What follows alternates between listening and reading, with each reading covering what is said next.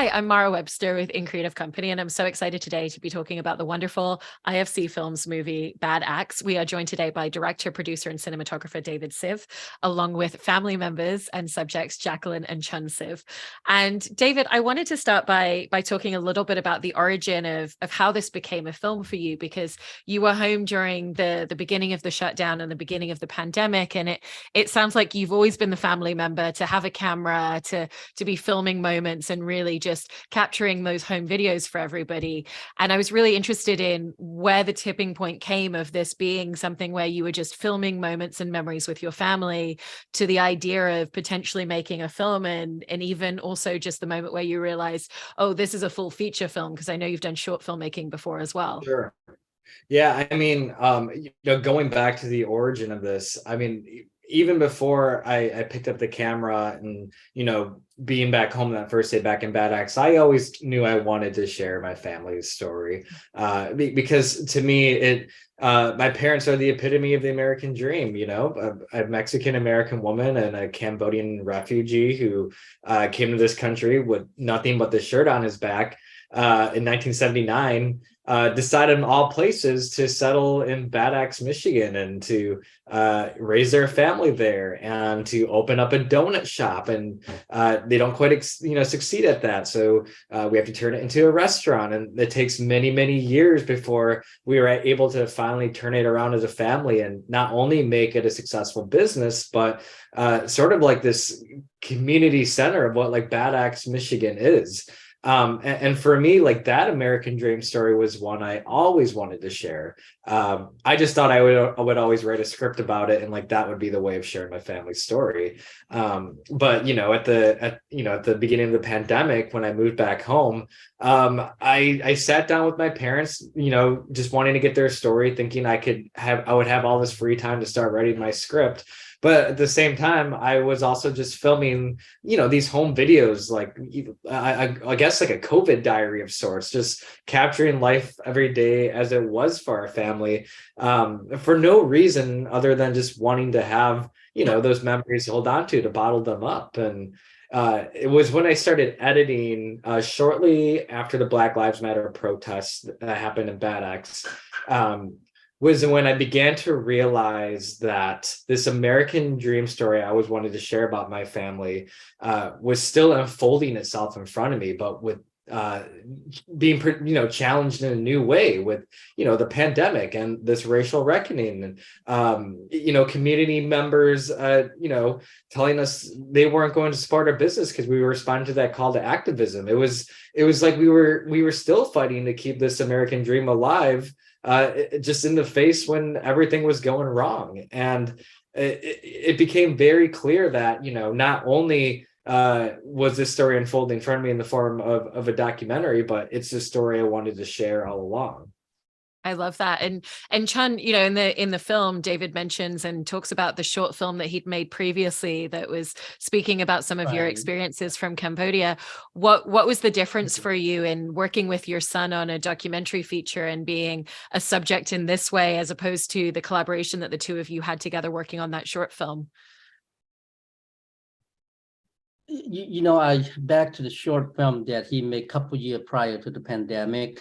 And I thought the short film was completely natural because it's really not part of any acting, but just try to remember what I've been through during that time period of the Khmer regime back in Cambodia.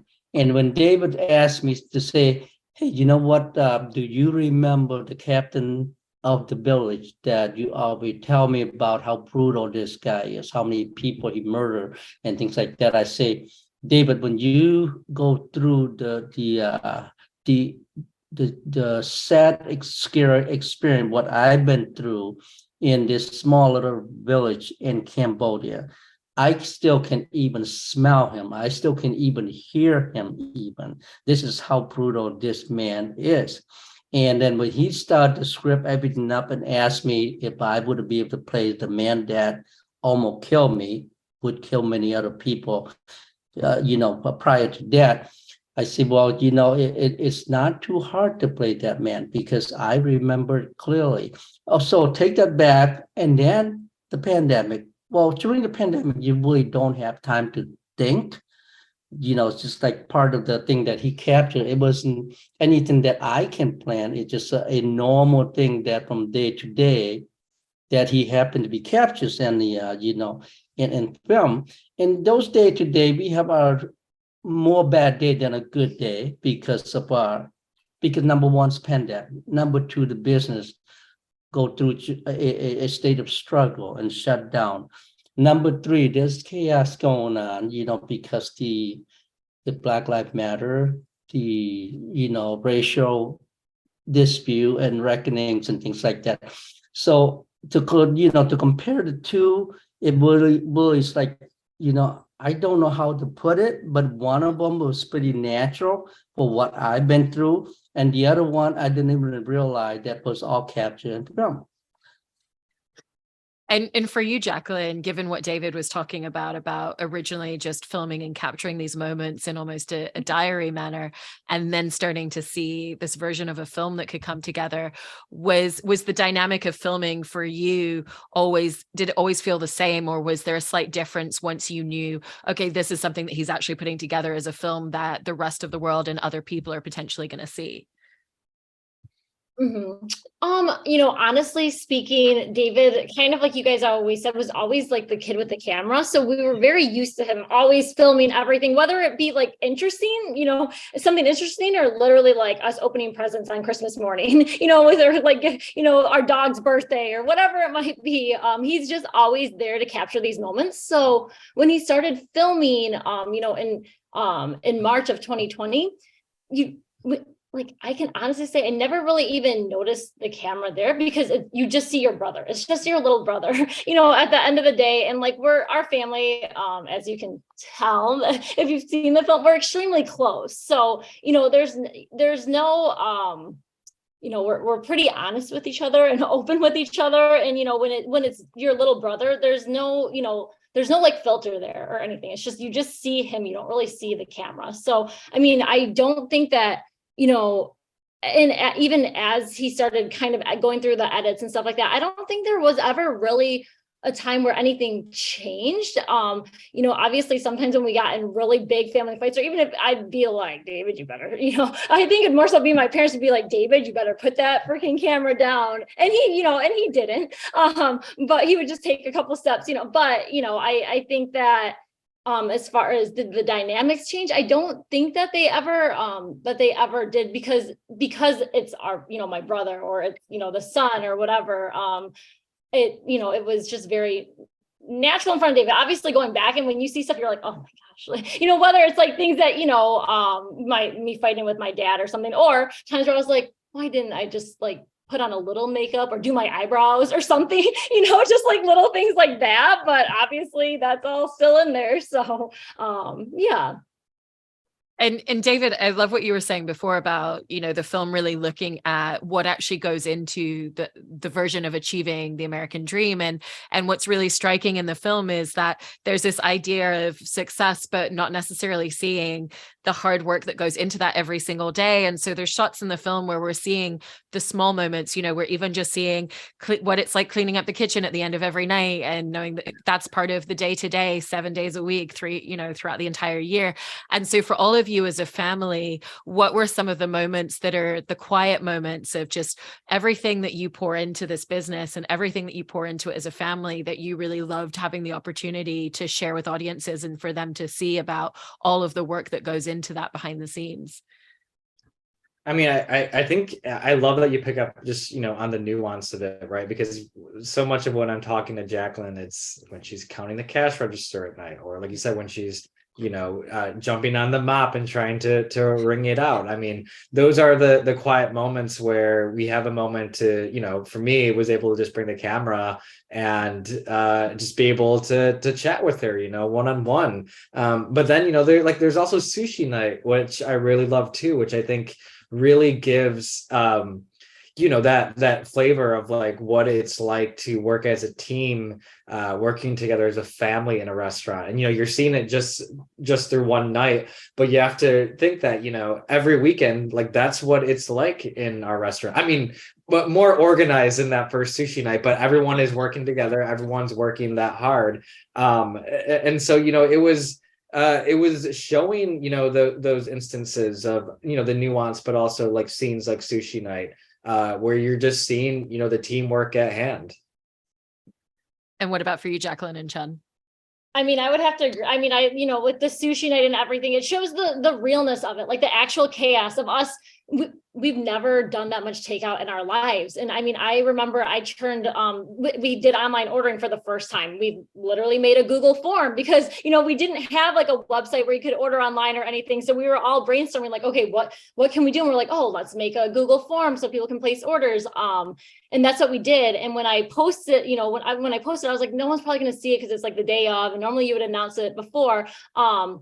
And my husband was like, Jaclyn, what do you think people are doing right now? Like, people aren't out doing things like they used to be. I think we're going to get, pretty busy. And I was like, we'll see. I don't know. And then, we had to turn, spoiler alert, we had to turn off the online ordering at 3 hours after turning it on, because we couldn't keep up. But, in the film, I think it shows kind of that hecticness and the craziness, and kind of, even the fact that, yeah, we do kind of bicker and argue, but we don't hold it against each other. It's all very much because especially in restaurant business and in our family in general, we're just flustered in that moment of trying to do the best we can do with something that we aren't used to doing. And I think that in the film, I'm glad that David captured that and showed kind of like, it wasn't all like, yeah, from the outside it might look like, oh wow, Rachel's is really busy, that's like good for them, but on the inside it's like, oh my gosh, we're falling apart, but you have to keep going. So yeah, I think for me, it's, the whole thing's about the film.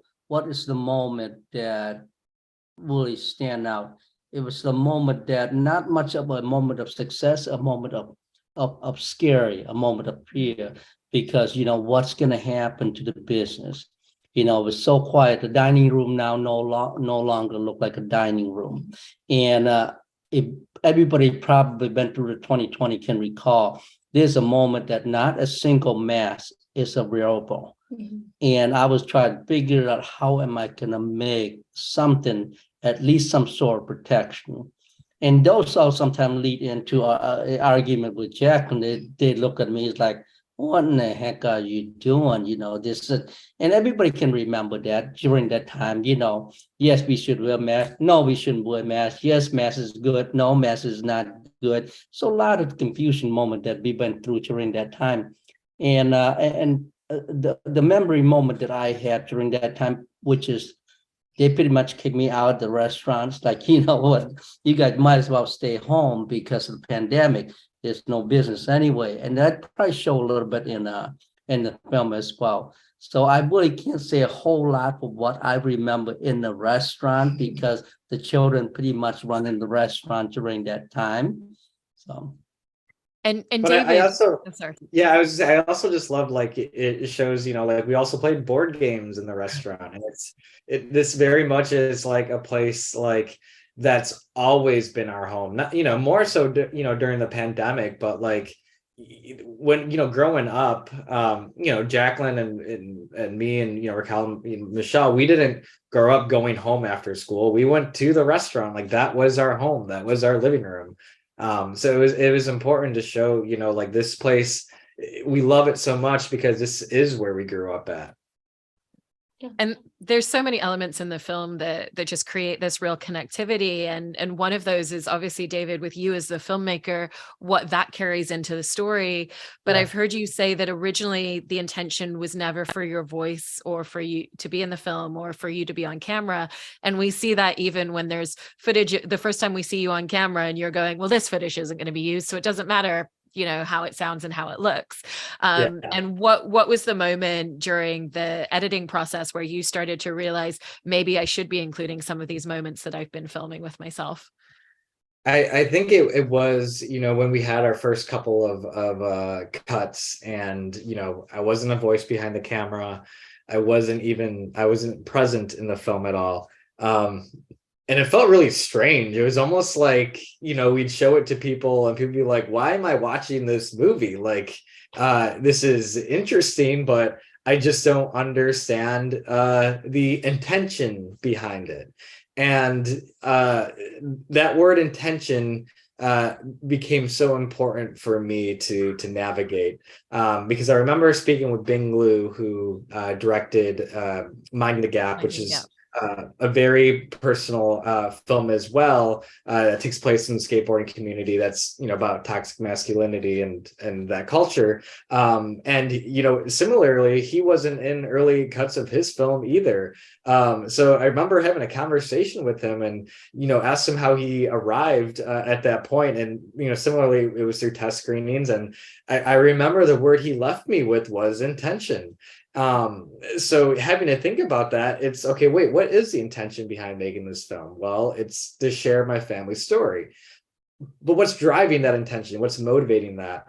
And as cliche as this may sound, it's love. Like, love is the love I have for these individuals and the resiliency that we have as a family. It's something I respect so much, and that's why I wanted to share a story. So I'm so glad my wife was able to capture those little moments of me being on camera, because they became incredibly vital when we figured out that by including myself in there as a filmmaker, as a character, you see the love, and I think you get this sense even outside the screen of what's driving me.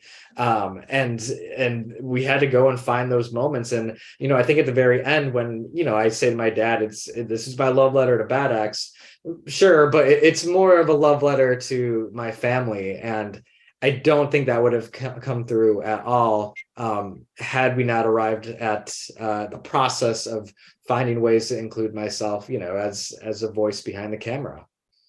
Right. And it is such a love letter to the community and to the whole family and the closeness that you all have. But what's so striking is that even going back to what you were mentioning about Chun before, about remember that, everybody had that moment of, we can't get masks. What are we going to do? Everybody remembers how that felt at the beginning. And so there's a real universality that connects to people in a lot of ways of just remembering emotionally what those first few months were like. There's so many small business owners that have the opportunity to see this film, families that work together, that have that connectivity. And so what was that journey of during the making of the film, or when you first started screening it to audiences, where you realize this is an incredibly personal film, but with a much larger dialogue and a much larger connection that it can create for people? Well, is it for David or for me? I'm just For gonna any of jump you. in for a little bit. Okay, but anyway, I just think that when the first time I saw the film on the big screen, number one, it was overwhelming. It's like, wow. Number two, you kind of like, geez, if I would have known, I would be more carefully selecting and choosing my language, right? But I think the overall how I feel is that this is about family, which is everybody can relate it to. And this is about the restaurant, which is thousands of restaurants in this country and around the world go through the toughest time there is. And every time we talk about restaurant, everybody can relate it to it one way or the other, whether they eat there, they work there, or they own one. And when I saw that moment, I'm kind of like, wow, this film can connect with really universal, what we've been through as a community, as a family, and as a business owner, especially in the restaurant industry. Well, and I think the moment, for me at least, was when we actually had the opportunity to show the film in Bad Axe for the first time. Because that was like a true test for us, because you see in the film that when we released this crowdfunding trailer, it becomes a controversial topic. It becomes a point of contention within the community. So when we had the screening of Bad Axe and Bad Axe this past May, we were just so surprised with how much love it was met in that room. And not only to the people who came to support the film, but to the people who also showed up and who were a bit skeptical as well too. I mean, there were several of those individuals in the room that evening when we showed the film. These were the same people that were leaving Facebook comments and stopping my mom in Walmart and telling her that they didn't want to support the film, because of how they think it's going to paint bad acts. But after we had the chance to show the film to those individuals, they were so positive towards it, and many of them came up and apologized to us afterwards, saying they're sorry for judging our story before they had the chance to see it ourselves. And that's a moment I will always remember, because for me it was a moment when I witnessed for myself what the power of cinema has to do, and what the power it has to create change beyond the screen. And the fact that these individuals connected with our film on a personal level and somehow saw a little bit of themselves through us, whether that's their own experiences with their family or bringing them back to when they were going through the pandemic, or some of them being small business owners, whatever it was, it felt like they saw us as humans, they saw us as community members, and that became so important to me, was being able to humanize a lot of these issues that are brought up in the film, where people don't feel like they're being preached at. They're just watching our family go through these experiences, and seeing people want to have real conversations after that screening. It truly was incredible, because that's the first step to change, is being able to have dialogue. That's amazing. And obviously the film shows those elements and those moments of community really coming together to support the restaurant. But there are also moments where the camera is on, and, I'm thinking about the moments where, like, Jaclyn, we're seeing you at the restaurant as people are calling in and saying the things that they're saying to you and your family. And, the moments where people come into the restaurant and refuse to put masks on and are completely belligerent about the idea of leaving, and what that feels like in terms of a lack of safety and the concern, especially so early in the pandemic. But did it feel like there was a benefit to having a camera there for some of those moments for all of you as a family? Because even, when we see later that there's some of the guys that have been following your family and following Raquel as she leaves the restaurant at night, and we see one of the officers say, oh, somebody might want to take a look at that footage. And so there's a potential of it being used as evidence as well. And so what was some of the benefit that came from having a camera turned on in moments like that and having David filming? Honestly, with that, from I guess the big, the major levels, I believe that David did end up giving a lot of his footage to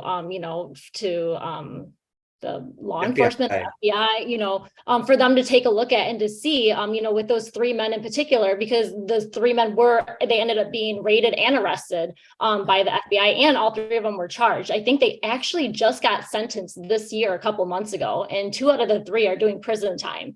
One of them was the national leader of a white supremacy group here in the United States, with their base camp in Bad Axe, Michigan, which, is crazy. But the fact that was all and, obviously we had no idea who these men were when they first showed up to the Black Lives Matter protest. We had no idea.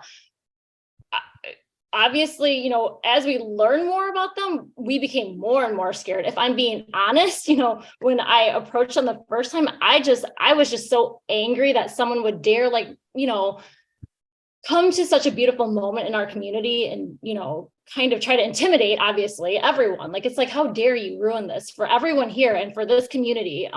But, David capturing that all on camera, I think that was really important. But then even on, kind of a different level, I think that it's important that he was able to capture a lot of what we went through, as a family and with the restaurant, because I think that some people really don't believe that racism exists, or that racism is a problem, especially in communities where maybe they don't have as much diversity and everything. So excuse me, I think that it was being able to capture that and for people to see, we actually had phone calls of people saying F Asians. It's such a weird thing to say, but like that's what they said. And then they would hang up.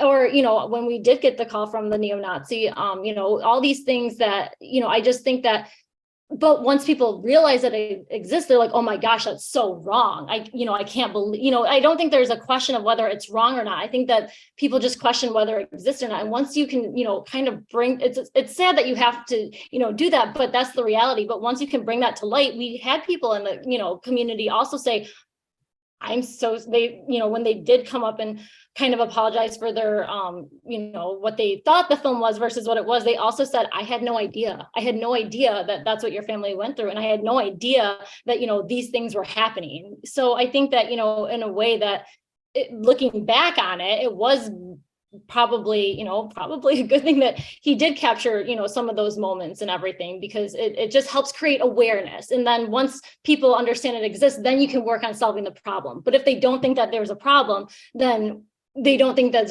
there's anything to solve. So I just want to add to it. I think the years 2020 really bring out the true color of some people.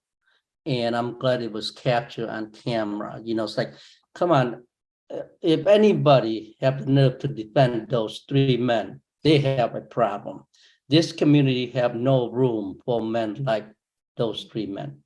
You know, whether smaller the town in Bad Axe or in the state of Michigan or in this country. But once you capture it, when you show the fact that they actually arrested, it was come on television, national televisions about those men was arrested. And I think that's when people start to realize, say, oh yeah, we sure do have some of the problem. Mm-hmm. And it is no good community want to have, you know, that kind of problem to tarnish their community.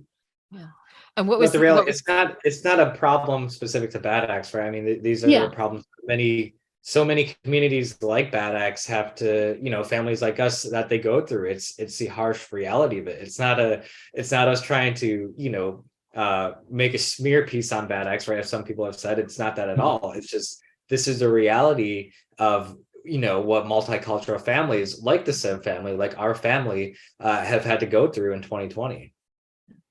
And also for you, David, I was interested in the post-production and the editing of this film, because you were touching upon earlier how you had some early rough cuts and you were really kind of trying to find the essence of what the film was. And it sounds like this film in particular was a real evolution for you in really understanding your voice as a filmmaker as well. And, you know, that earlier on, you kind of had a bit of an idea of the film has to have a specific, you know, topic and agenda and discourse. And that along the way, you really realized it was just about that personal intimacy. And so given that a lot of that, it sounds like happened during post-production as you were editing the film, I was interested in some of the different iterations or directions that you initially started taking the film into and how you really found that. Yeah, I think those early edits really represented so much of the anger I had towards Bad Axe and our country during that time, right? And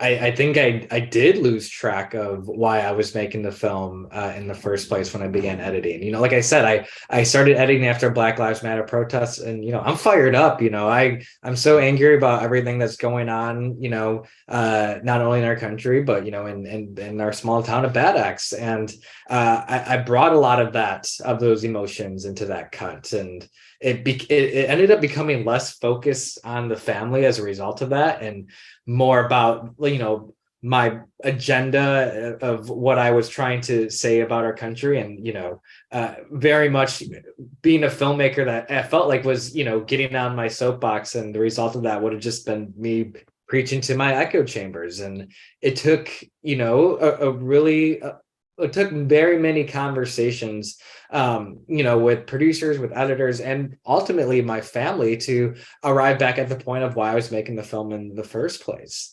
And when I say that, you know, that these early cuts of the film were more representative of my angers and frustrations, it became less about the family, because I used like a lot of news sound bites and, you know, provocative like images and clips that were like on CNN and Fox News. It just totally, I feel like takes the audience out of this personal story and is trying to just say a much bigger message, that just wasn't the way to do it. The film, at the end of the day, I had to come to this conclusion that, I was making the film because I wanted to share my family's story. And the motivation behind that was love, like I mentioned earlier. And that was what I had to bring in the editing room, and the editing process was really coming at these issues that I wanted to speak about from the most personal lens through these individuals that I loved. And I'm so glad that I did that, because I think, at the end of the day, when I hope an audience has watched this film, the issues are so humanized. You're seeing a real family, a real sister, a real father, a real mom, going through what so many people in our country are going through. And they're not trying to tell you you're wrong if you're on this side or on this side. We're just trying to show you our experience for what it is. And I'm so glad that, I came to that conclusion with the help of my many collaborators and my opinionated family, because, at the end of it, I was still able to talk about the issues I wanted to, say a larger message about. It was done through a more personal way that I think at the end doesn't turn off half an audience. In fact, being able to bring this from the Bad Acts and seeing real conversations happen, it's almost like, oh, I'm so, like, it had to come from a personal lens in order for those conversations to even take place. And going back to the fact that earlier, we were talking about the importance of the film, and some of that really just coming through the quiet moments in terms of the business. It's also just this beautiful collection of family members, whether it's watching you guys play board games, getting to meet a very, very cute cat, getting to see pregnancy announcements and David not reading his shirt properly and realizing he's going to be an uncle straight away. Right. And for each of you, I just wanted to ask about, what are some of the family memories that David's captured in this film that you really cherish, just having the opportunity to have on screen and to really be able to hold close in that way? I mean, I'll go first. My cat is amazing. And I want the world to know how resilient she is, and how, strong she is, and how fun she is. For all that life gives her, she's still like the coolest, goofiest cat in the world. So, I mean, that's my inner cat lady coming out. But, if it would have been up to me, I tried to push for more Migu scenes, but David said we had to draw a line somewhere, which I get. I understand. But and then obviously, the pregnancy is something that I just will, I will treasure that memory forever, like of telling the whole family, but also just like that genuine love and excitement that, I can't wait for my daughter, Rhea, I can't wait for her to, see how loved she was always, and how just, she was like the one thing missing, in all of our lives, and my niece as well. There's two, but they both came within like 8 weeks of each other. So the two of them have just kind of brought our family together in the best way possible. It's hard to put into words, but we're very happy. I think for me, speaking from, the father perspective, I think the best part of what that film show is the relationship between a father and a daughter, which is it's going on throughout the world, not just in Bad Act, Michigan.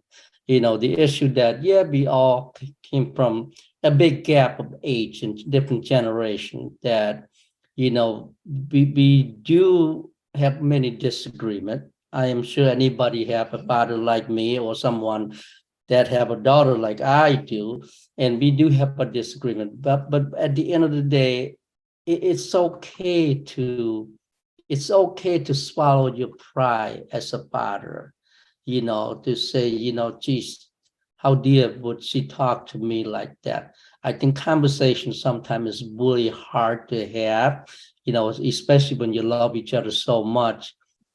I know me and my wife we fight probably more than most of an average couple, but 35 years later, she's still the backbone of our home.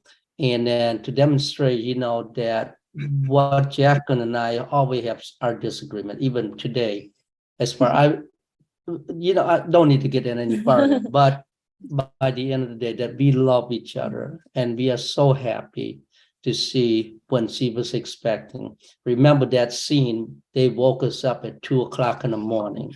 We did. I'm kind of like, what? And, what is it that important that you have to actually, and I was in the bed already. I said, I'm not coming out there. And they keep He's saying, talking about the pregnancy scene. Yeah, at the very end. Yeah. the scene that, Rachel was screaming, go nut. We was half asleep when that film was shown. I don't. We knew that we would be mad when we woke them up, but David also had to fly out unexpectedly the next day. So we wanted to, and also no one can keep secrets in our family. So we just wanted to, get it out there. But I was like, they're going to be really mad at us for waking them up. But I know that at the end, they're going to, I knew they'd be happy no matter what. We've been. And I think that part, I'm going to take that to my grave with me. I mean, it was just the most unforgettable moment that we go through. I love that. And for you, David, what was kind of one of the moments that you really cherish having had the chance to capture in your family? I mean, for me, it's all of it. And I'm sorry, that's not a specific answer, but like this being an independent movie, I didn't have to answer to any distributor, any studio or anyone. I got at the end of the day to make the film I wanted to make, obviously with many collaborators, but it's all included in there because, this is a story that I want to be able to pass on to my kids one day, and they can pass on to their kids. And even when my dad is gone, they can pass on to their, so it's something that will just live on, forever. And there's so many just the fact, like I want my grandkids and my kids to understand who my dad is. Like, yes, he's someone who carried a lot of trauma, but he's also like one of the funniest guys I know, and a total jungle man with his shirt off and burning boxes and talking about his time in Cambodia. I mean, it's just all of it. And especially just being in this process now of being out there and sharing our story, I'm realizing like this is all part of it too. I haven't stopped filming. We're at the tail end of this 45-day road trip where we've been promoting the film together, and the camera's been rolling, these 45 days. And I'm not going to make a film about it. It's just special memories that bottle up and to hold on to. So I'm sorry, for me it's a whole thing and everything that's come after. So that's amazing. Well, it's such a wonderful film, and I love the way that we got to know all of you through this documentary. And I hope that one of the outcomes of the film is even more people seeking out the restaurant Rachel's with all of you in Bad Acts. So thank you so much to all of you for talking about this. Really appreciate it. Thank you so much for having us.